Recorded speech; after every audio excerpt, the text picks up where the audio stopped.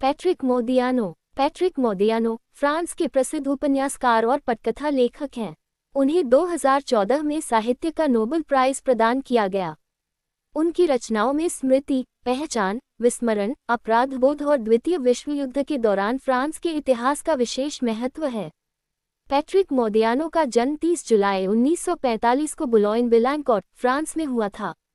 उनके पिता अल्बर्ट मोदियानो यहूदी इतालवी मूल के व्यवसायी थे और उनकी माता लुइज़ कॉल्पेन बेल्जियम की अभिनेत्री थी। उनका जन्म द्वितीय विश्व युद्ध समाप्त होने के कुछ ही सप्ताह बाद हुआ था। युद्ध के दौरान फ्रांस में जर्मन कब्जे और सहयोगी गतिविधियों का उनके परिवार पर प्रभाव पड़ा। यही ऐतिहासिक पृष्ठभूमि आगे चलकर उनके साहित्य का केंद्रीय विषय बनी।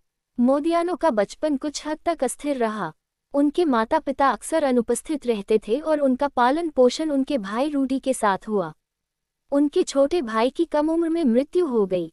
इस व्यक्तिगत त्रासदी ने मोदियानो की स्मृति और लेखन को गहराई से प्रभावित किया। उन्होंने लाइसी हेनरी इव में शिक्षा प्राप्त की। बाद में उन्होंने उच्च शिक्षा शुरू की, लेकिन साहित्यिक जीवन की ओर मुड़ गए और विश्वविद्यालय की पढ़ाई पूरी नहीं की। उनके साहित्यिक जीवन में एक महत्वपूर्ण व्यक्ति लेखक रेमन क्वनो थे, जो उनके परिवार के परिचित थे। क्वनो ने युवा मोदियानो को साहित्य की दुनिया में आगे बढ़ने के लिए प्रोत्साहित किया।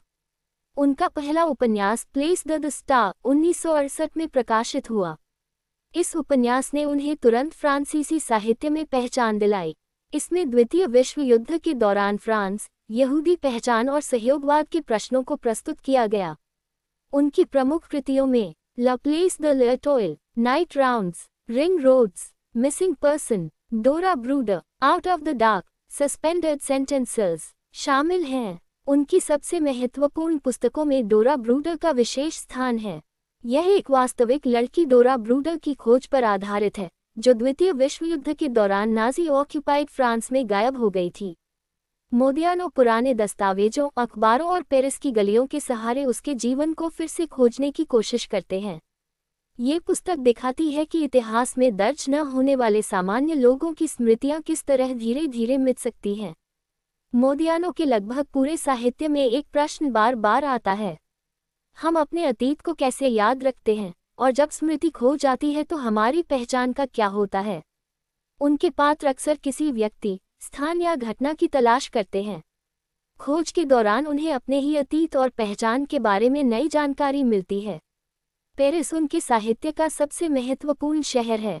उनकी किताबों में पेरिस की गलियां, पुराने होटल, स्टेशन, कैफे और इमारतें केवल स्थान नहीं हैं, वे स्मृति और इतिहास के संकेत बन जाते हैं।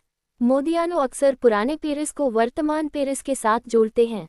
द्वितीय विश्व युद्ध और जर्मन ऑक्यूपेशन ऑफ फ्रांस उनके साहित्य का केंद्रीय ऐतिहासिक संदर्भ है।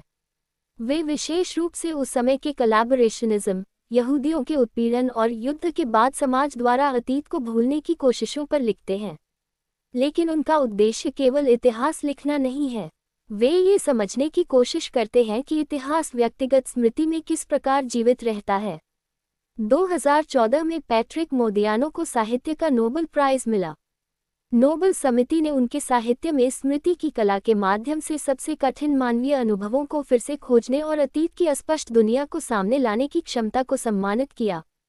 वे साहित्य का नोबेल प्राइज पाने वाले 15वें फ्रांसीसी साहित्यकार बने। मोदियानो ने डोमिनिक ज़ेर्फस से विवाह किया। उनकी 2 बेटियां हैं। उनकी पत्नी वास्तुकला से जुड़े प्रसिद्ध परिवार से आती हैं। मोदियानो का अधिकांश जीवन पेरिस में बीता। पैट्रिक मोदियानो की सबसे बड़ी साहित्यिक विशेषता यह है कि उन्होंने स्मृति और विस्मृति को साहित्य का मुख्य विषय बनाया। उनकी रचनाओं में पेरिस की गलियों, पुराने दस्तावेजों और खोए हुए लोगों की तलाश के माध्यम से द्वितीय विश्व युद्ध के उस इतिहास को फिर से सामने लाया जाता है जिसे समय धीरे धीरे मिटा देता है।